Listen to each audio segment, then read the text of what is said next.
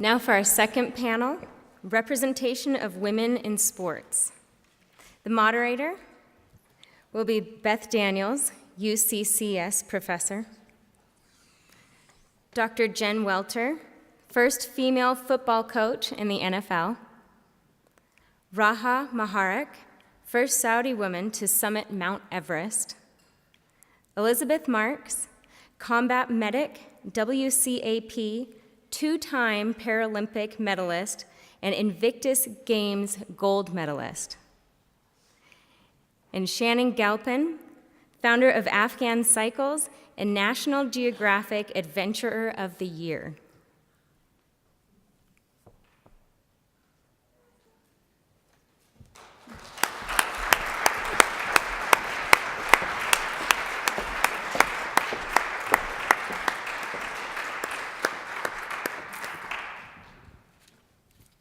Hello, everyone.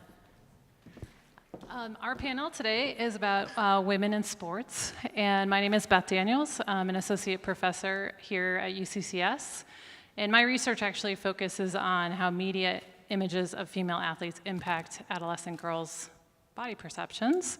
That's why I'm on this panel, but you're really here to hear from these amazing athletes and activists in the women's sports world.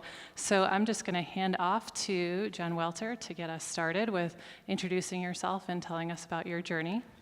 I like what she did there. She said it's a handoff. Now we're in my world. Welcome to football. That was totally intentional. It was. I got it. I like what you're putting down. I'll pick it up even though I was a linebacker, and if you tried to give me a handoff, I'd pick it and run back for a touchdown. So, you know, I always like to say that most people see what happened with somebody when the lights came on, right? But the greatest of people started long before they were in those bright spotlights. And for me personally, I started as a tennis player. I thought I was going to change the world through tennis. And I think that's something really powerful for girls, because back then I look at it now and I say, you know why I loved tennis? Because it was the place in this world that I could see women on TV playing sports. And I think that they were everything that I still believe a woman should be, right? They were beautiful and powerful and strong and good. And I wanted to be one of them. And though I went on to play professional football, and I was really good in tennis, my highest ranking was 50 in Florida, which means I was really good. I had a coach who told me at 5'2", probably, well, that was my top height. So back then it was 4 foot something, and a string bean soaking wet, that because of my height and my build, I would never be strong enough to play pro tennis. I didn't quit that day. I didn't throw my racket down. But what it did is just kind of took that love that I had and that belief that I could do anything, and it changed it. So the girl who would fight to be on the tennis court for hours and hours every day just kind of started to find other things to do. Sometimes I wish I could go back and see that tennis coach now and be like, you know what, you were right. I'd never be strong enough to play pro tennis. I played pro football instead. But for any of you that have big dreams, and you know, I see some awesome young athletes, I'm sure, in the audience right now, I'm talking directly to you guys when I say this. Don't ever let anybody put a ceiling on your dreams. Because those people who tell you what's not possible, they're speaking through the scar tissue of their life. And something hurt them somewhere along the way. And they wanted something that they didn't get. But just because they didn't get something that they wanted doesn't mean that you can't get what you want. Thankfully, that tennis coach also made me believe that I never wanted anybody to tell me I'd never be strong enough again. And if you can see that, I think I did a pretty good job in that capacity.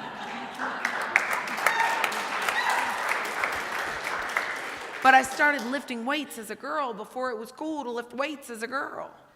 And I became a really good athlete. I played everything. Didn't really realize that there was no great roadmap from a small town to big time sports, even though I had this belief that I could be a professional. I didn't know any better. So I guess I just worked hard because I wanted to get there no matter what it took. Played college rugby. I mean, I fell in love when I saw this sport. Growing up in a small town where football was a way of life and they wouldn't let girls play, woo, I said, this is soccer meets football and I'm doing this.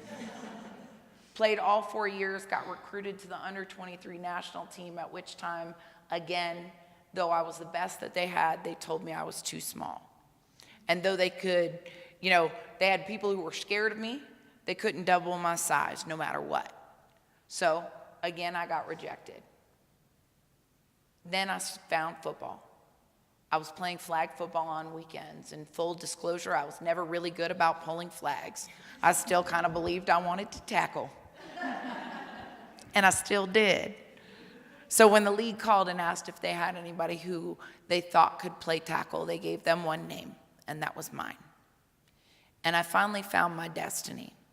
And I made myself a really small, very big promise that day. And that was that I would step up to every challenge that the game put in my way.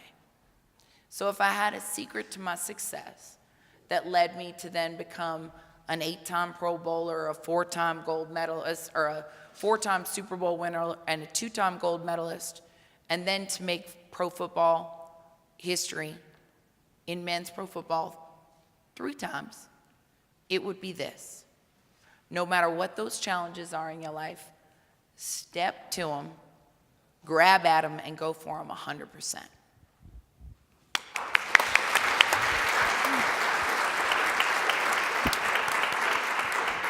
So this is quite difficult being between these two amazing women, but I'll try my best.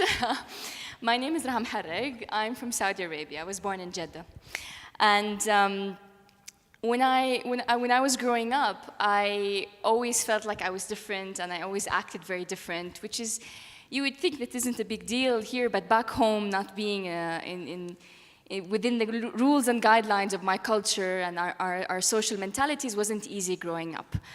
And the older I got, the more I realized that me being a woman will not help me as well as I thought, because most of the things I loved were not fit for females. I loved sports, I loved being outdoorsy, I wanted to run with my brother and his friends as opposed to being indoors with my sister and my mom.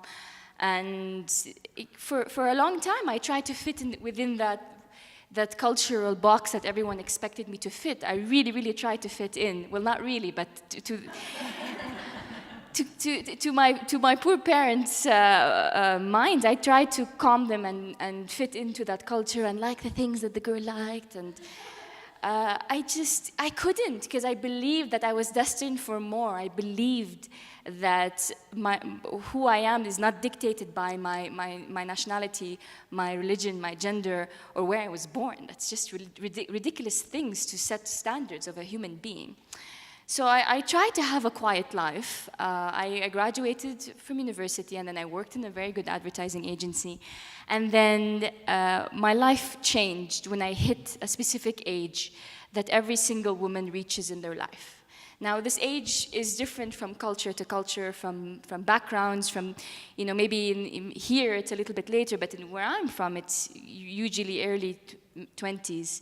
You should be, in the path to finding that nice guy and, Prince Charming and all that, which would be fantastic. I'd love to find Prince Charming, but not in my mom's living room when his mom is sitting there and waiting for me to walk in. I'd love to meet him somewhere else. So I hit that age. And I realized that I can no longer pretend to be someone I'm not, which is this meek person who wants to just wait for this guy to come and sweep me off my feet. And I had a great job, and my parents were pretty much adamant that I had to go back to Saudi Arabia because I was living in the UAE, I was living in Dubai, and I had a great job. And they told me, it's time for you to come now and settle down. And that was it. That was the spark. That was the moment where I realized either I stand now or I'll fall and I'll never be able to get up to be the woman I wanted to be. So I reached these crossroads in my life. On one hand, the going after this crazy thing that I knew existed. I knew I was destined for more. I think every single woman on this panel will tell you that you knew that you had so much more to give than what people expected you. And on the other hand, I had the more traditional lifestyle of going from wedding to wedding, waiting for Prince Charming to come and sweep me off my feet and ride across the sunset. Now, ladies and gentlemen, that might be the perfect life for most people. It's also what I want at some point, but at the time, it turns out I wasn't destined to walk a path at all. I was destined to climb one. So I speak really fast when I'm excited. And this moment, I realized that I needed to do something new. I needed to do my own version of a rebellion. And I almost gave up. I really looked hard online. I asked people, what are you doing? What are your plans? What are your hobbies? I really tried to find this answer to this thing. And I almost gave up. I almost went to my mom and told her, okay, find me some Abdullah Ahmed or Muhammad, some nice guy with a nice house. And I almost gave up. But that little thing in my heart couldn't shut up. And I love that little voice, and I'll always listen to her. And one day I was rewarded. I was sitting with a group of people, and she said, a girl that I didn't know well, she randomly said she's climbing Kilimanjaro, which I, honest to God, thought it was a fruit. I said, you're climbing what? She said, I'm climbing Kilimanjaro, which is the highest peak in Africa. And that was the moment that opened this whole new world for me. I realized that there's mountain climbing. There are these things that people travel and go climb mountains, and I decided to climb it. And the more I told people that I was going to climb Kilimanjaro, the more they told me I couldn't, and the more I wanted to. And I finally decided to climb it, so I called my father and I told him, because I still had to have permission from him. I'm still an Arab woman from an Arab country. So I called my dad and I told him that I wanted to climb this mountain, and he flat out just said no. He didn't even leave any room. To make a long story short, I convinced him that this would be my last hurrah before I go back and find this. This is my power of diplomacy. So I convinced him that, Dad, since I'm leaving my job and I have time off anyways, so he said yes. And this poor man did not know what that yes would be. After I climbed Kilimanjaro, I can't explain how I felt when I stood on that mountain. I went from thinking a 4-star hotel was camping to camping in the highest peak in Africa. That was the complete drastic leap I took. And I was cold, I was tired, I was blue everywhere. And all I could think about was, you're gonna fail, you're a Saudi woman, you can't do this, you are less, all I could think about is this. But when I got to that mountain, cold, tired, hungry, blue, I looked like a cat that was left out in the cold, exhausted, but I've never felt so alive. I never felt the sense of accomplishment, the sense of grandness that I thought I'd never feel. And I knew that would not be the last time I climbed that mountain. And surely enough, I climbed Kilimanjaro, came back down, and my parents knew that they created a monster. I came back down, I climbed every single mountain I could climb that was near the region. I started climbing bigger mountains and more. My poor parents just lost track of the mountains I started to do, and just when I thought I had reached that limit of my bravery and me breaking the mold, I saw a little mountain called Everest one day with my own eyes. I looked up in Everest Base Camp and I saw that mountain, and that was it. And my mom jokes, she always says that, I wish one day Raha looked at a man same way she looked at that mountain. She was in love. And she's right. I fell in love with the idea of climbing that mountain because I fell in love with the idea of me standing on top of the world. A Saudi woman born in the desert, standing on top of the world. I love that idea. And surely enough, a year and lots of arguments and lots of drama with culture, family. She will never get married. She will be ousted from society and all that. This Saudi-born girl took her final steps, and I managed to climb the highest mountain in the world. Just to prove, just to prove to myself and every single one of you sitting here that we are capable of so much more than we think. And just to make sure that I was right, that I am capable of doing whatever I wanted, and my gender and all those things that people were weighing me down on will not stop me, I climbed the 7 summits, so I climbed the highest peak in each continent, just to make sure that no one says that that's a one-time thing. And yeah, I want you to just walk away with that, remembering that it doesn't matter. You're all capable of greatness. Thank you. No pressure, right? That's fine. No. My name is Staff Sergeant Elizabeth Marks, and I'm a Paralympic swimmer and a combat medic in the U.S. Army. I didn't grow up knowing that I wanted to be an athlete. I didn't have really any time for athletics. I grew up as what's called at-risk youth. I joined the Army at 17, deployed at 18, fell in love with being a combat medic. It was a male-dominated field, but it was where I belonged. It's what my heart called for. I'd put everything that I had into it. And then in April of 2010, I was injured in Iraq. I was 19 years old, and I had no idea what was going to happen. I knew for the first time I felt like I had purpose, and I had structure, and I had a path that meant something to me for the first time ever, and now it was in jeopardy. And so during my recovery, I was very concerned that I was going to be found unfit because I couldn't do cardio. I had bilateral hip surgeries, and so I found the pool. And while I was at the pool, a woman saw me and took pity on me trying to swim and taught me how to do it the right way. So I was injured in April of 2010, and in January of 2012 is when I learned how to swim properly. 6 months later, I was simultaneously found fit for duty to stay a combat medic in the U.S. Army, as well as welcomed in the World Class Athlete Program as their first ever Paralympic swimmer.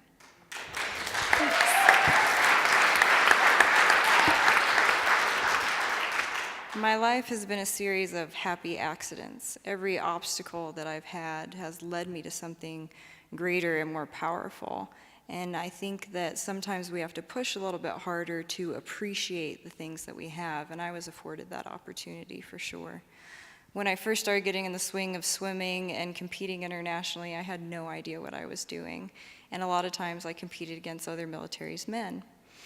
Well, in 2014, I flew over for a competition called the Invictus Games, and I went into respiratory distress.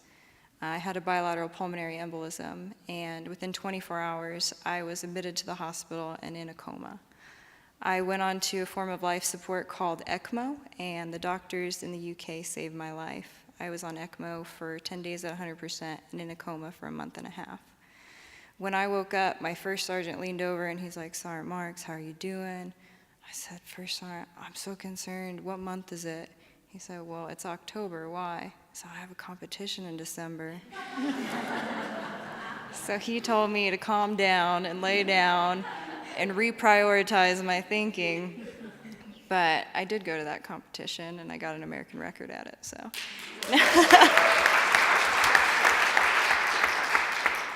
After getting 2 do-overs, I got a do-over in my military career after Iraq, and I got a do-over in swimming after coming out of my coma. It just became more and more precious to me. It just made me want to fight harder and push harder.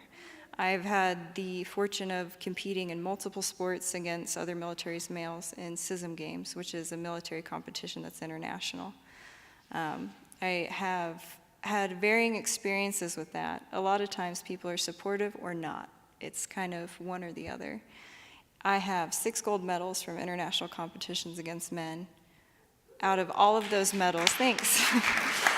Out of all of those medals, there was only one time that I got to stand on the podium. I got to stand on the podium once because at all of the other competitions, my own country voted against me getting to podium. That hurt, but it lit a fire once again and made me appreciate my opportunity to make sure that another one of my soldiers didn't have to feel what it felt like to have their family take them off the podium.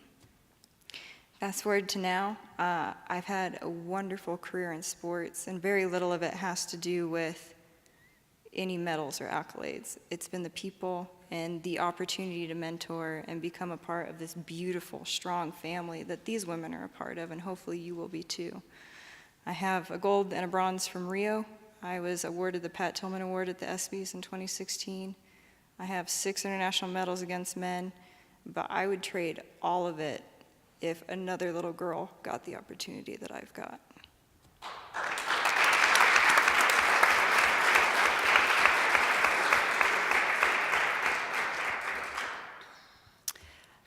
I'm kind of the anomaly, I think, in that, well, I grew up wanting to be a dancer. I thought I was going to be a modern dancer, and I graduated high school a year early so that I could leave North Dakota and join a modern dance troupe in Minneapolis, the big, shiny city of Minneapolis, Minnesota, which, coming from North Dakota, is huge. And within about 6 months of living there and feeling so adult and following my dreams, I was raped and nearly killed. And in that moment, never danced again, essentially. I swore that I would never dance again. I never did, on any stage, and really in any form. It changed me dramatically. I survived, obviously. But throughout my recovery, I decided that I wanted to rehab dancers, and I started studying sports therapy. At the time, this is almost 20 years ago, there was something called Pilates, which nobody knew what that was, only dancers. It was the secret. And so I wanted to integrate Pilates as an injury prevention and use it outside of the world of dance. But my dream was to work with dancers. Short story is that I moved to Europe. I wanted to study with physiotherapists there. I stayed for 10 years and ended up working with rugby players. It wasn't until the very end of my time in Europe that I ever worked with dancers. I worked with some of the Paris Opera Ballet dancers and realized that their bodies were way more messed up than rugby players ever were. And when I came back to the US, because my younger sister was graduating high school, and we kind of did a rock, paper, scissors. If I could get a job and she could get into college in the same state, where would we want to be? And we both said Colorado. I got a job in Vail, and she got into college in Alamosa. I moved back, and I've never left. I fell in love with mountain biking. And that was my first kind of step into becoming an athlete. I was competing single speed mountain biking. I never looked back. I've never had a bike with gears. And in my sister's third year of college, I was pregnant with my daughter. She was a college campus rape. And I, in that moment, realizing that I was about to bring another young woman into the world, thought of my parents and what were the odds that two daughters, 10 years apart, two different states, completely different circumstances, could be sexually assaulted. And when I started Google searching, I found out the odds were really, really bad. And in that moment, left my career as a sports trainer behind and started working as a women's rights activist. And decided that I wanted to find what were the ingredients necessary for gender violence. And I picked the country that had the worst gender violence rates in the world, which was Afghanistan. And for the past decade, I've been working in Afghanistan and women's rights. And the reason being that I wanted to understand and apply back here at home. In the meantime, I fell in love with Afghanistan.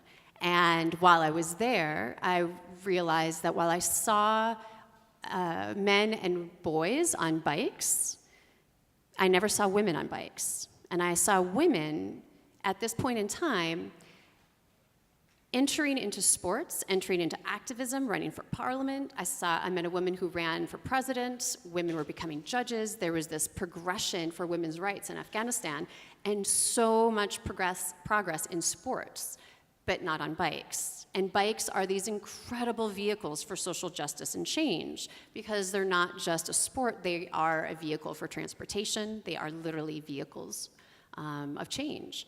And so I started mountain biking in Afghanistan and became the first woman, the first person to mountain bike in Afghanistan, and continued to do that over a decade throughout different parts of Afghanistan to experiment and to explore why this was still a taboo. And it linked back to our own taboo in America, in Britain, in France, in Australia, as to why the bike is such a taboo. And it was always intrinsically linked with the women's suffragette movement.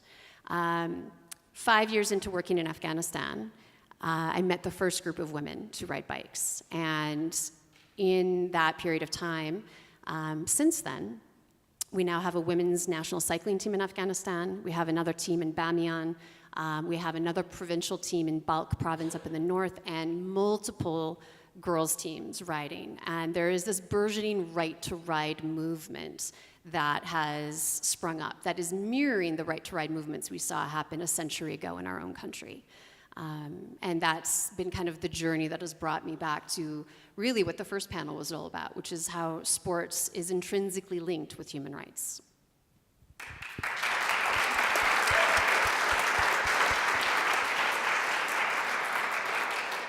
Well, I think we should clap again because this is such an incredible panel.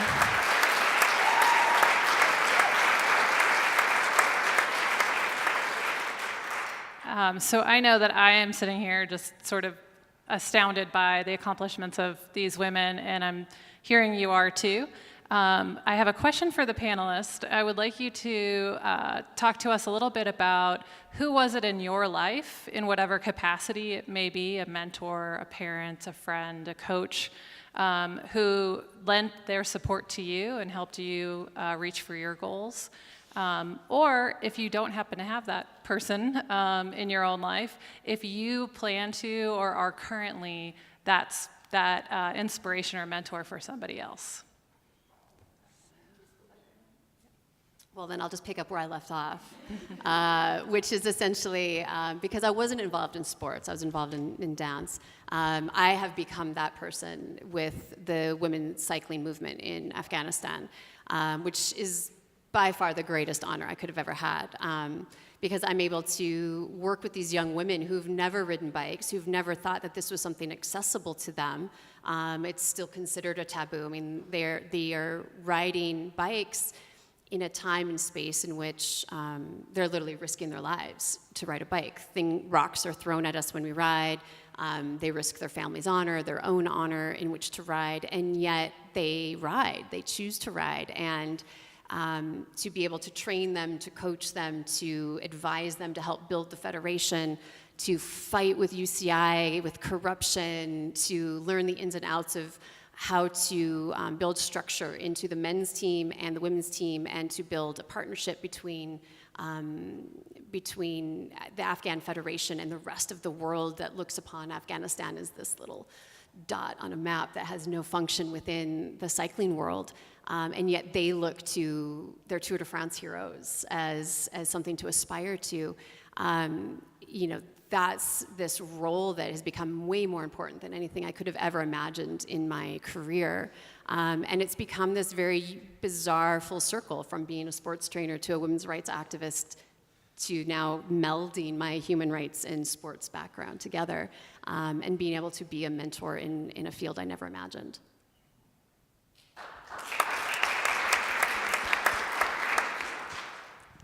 My swimming journey started with a woman seeing me in the pool and struggling to try to swim.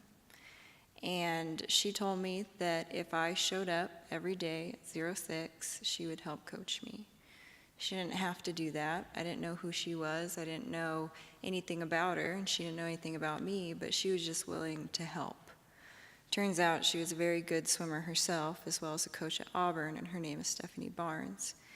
And she took the time for me that I had never had someone take in that capacity. No one saw me and saw an athlete, and she did. And so now I'm fortunate enough to get to provide that to other people. And now I spend as much as I can mentoring other soldiers or people in transition in the pool, whether they're ill, sick, injured, or because they just need some kind of water therapy. It can be a beautiful, peaceful place, even if their end goal isn't a podium. And so I've been very, very fortunate in that I had someone see me and help me and open up a whole new path for me. And now I get to try and provide that for other people.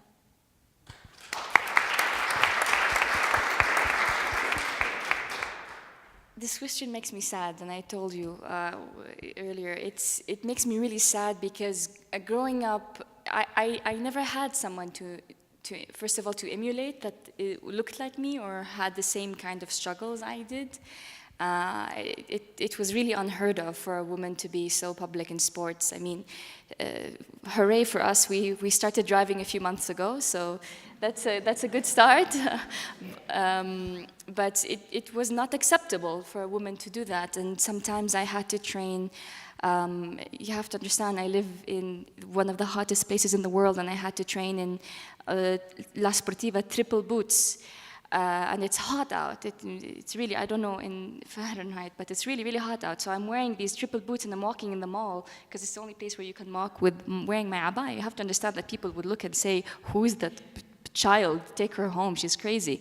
So not only that I didn't have a mentor, I didn't have support outside the very small circle, which was very, very difficult for me because it's so crucial to have someone that can help take your hand and tell you that you're special. There's absolutely nothing wrong with you. You're just a little bit different. So I never had that. And the contrary, I had the opposite of that.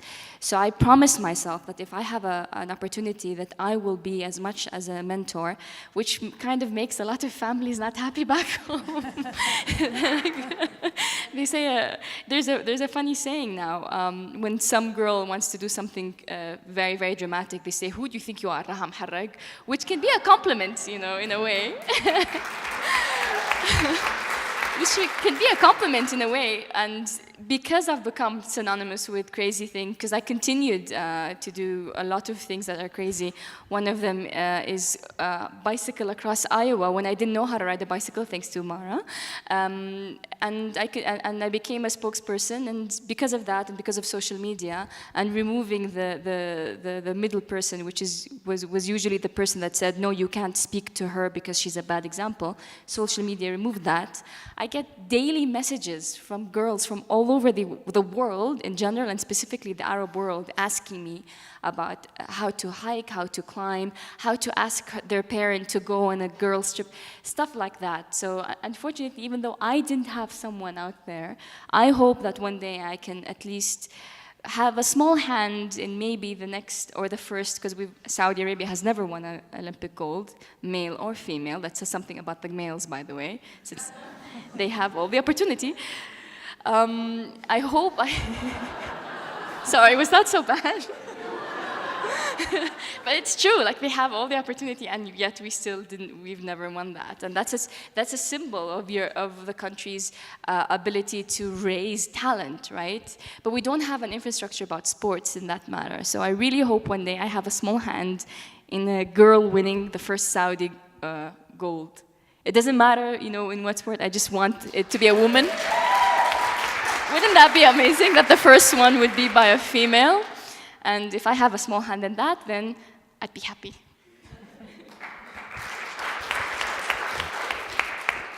I will never forget when I became the first female to coach in the NFL.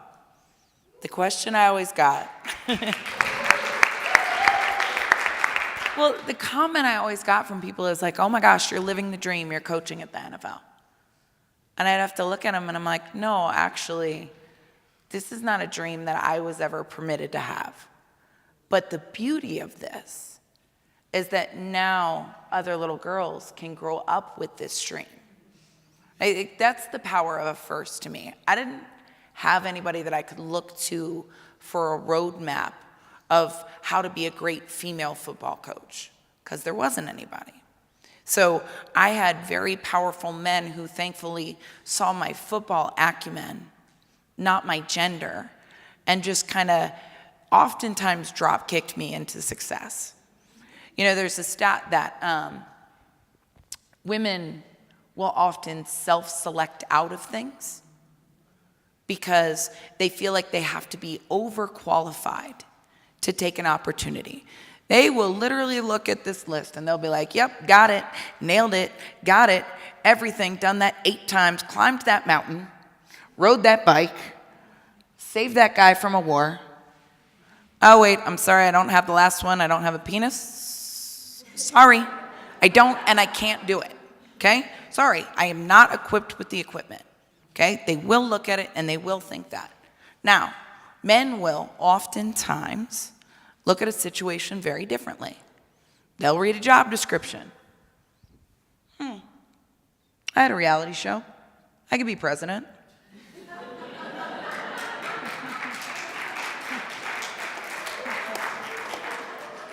So my point in saying that is that we have to look to put women into situations where they can step into success even if they may not feel like they're ready.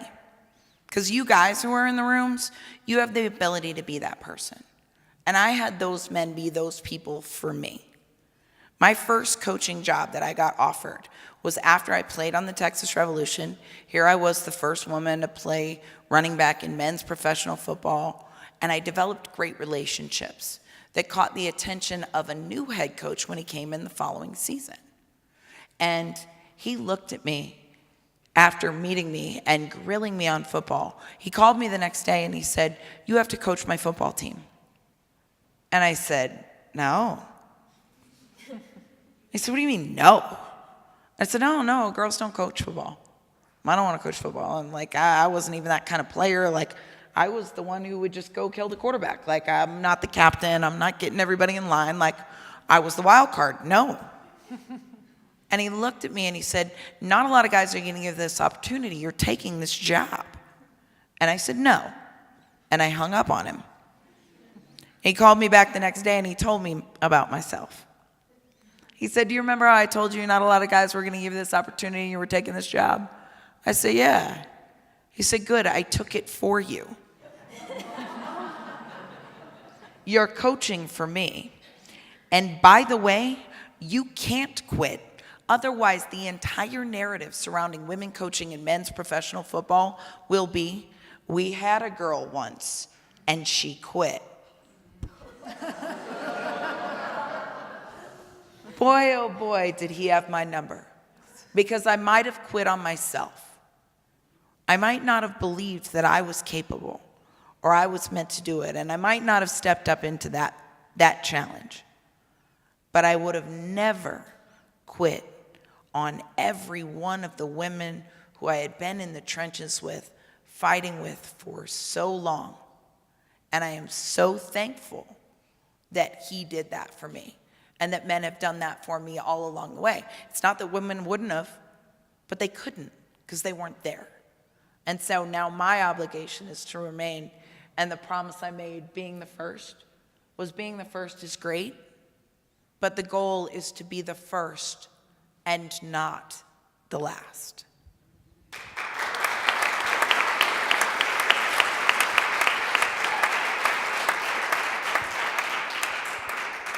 Because we have a few minutes before we have to go, I was wondering if the panelists would offer just one, because we only have about 5 minutes or so, just one nugget of advice for, I do see some girls, young girls out here in the audience. So what would you tell those girls if you just had to, in a sentence or two, give them a piece of advice? Find the thing that you love in this world. And realize that that thing is not a girl thing or a boy thing. It's something that makes you love to do it. Because when you love what you do, you will never work a day in your life. And you'll be great at it because you'll put that time in. And just realize that, I coach girls in football all the time now. Because I found my confidence through football. And what they used to say was the final frontier for women in sports. I found this invincibility because I just believed if we could do this, if we could win in this game, then we could do anything. And so when I coach girls now, I do it to show them it's not you can't do it because you're a girl, or that you throw like a girl or throw like a boy. You either throw the right way or you don't. And with great coaching and the access to resources, you can do anything and be fearless and feisty and love what you do. Because if you do that, you'll never be defeated.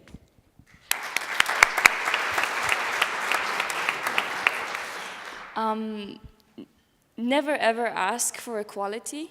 Don't wait for someone to give you an equality. Simply walk into a room and equal. Never wait for it. Demand it, it's your right. Every single one of you deserves it. If you wait for it, we'll wait a very long time. Thank you. I would say regardless of if you're a female or a male, any kid or anyone going through a hard situation in life, every single obstacle is an opportunity. You are being tested so that you can be better. And if people do treat you differently because you're a female or because you're a male, it's your opportunity to prove to them and to yourself that they're wrong. So don't treat them as obstacles, because every single one will lead to opportunity.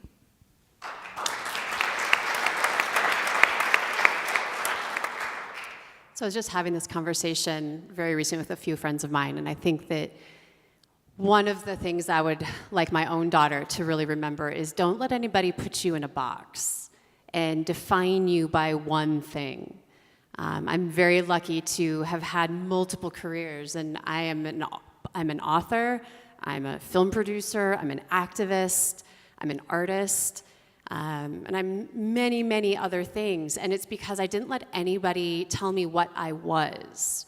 I don't have to be one thing. And I think I'd be very boring if I was. I think I would be bored by myself if I was. I want to keep exploring, I want to keep evolving, and I want to tell stories, I want to share the stories of other women, I want to empower myself and elevate other women around me. And by doing that means that I want to keep exploring all the different facets of myself. And that means not just being one thing. So you don't have to define yourself by what you choose to be now.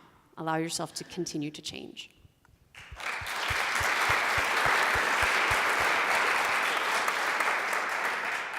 Well, I think we could spend the whole night listening to these amazing women's stories. I just want to thank you all for taking the time and traveling long distances in some cases to be here tonight. And I will ask the audience to help me thank everyone on the panel.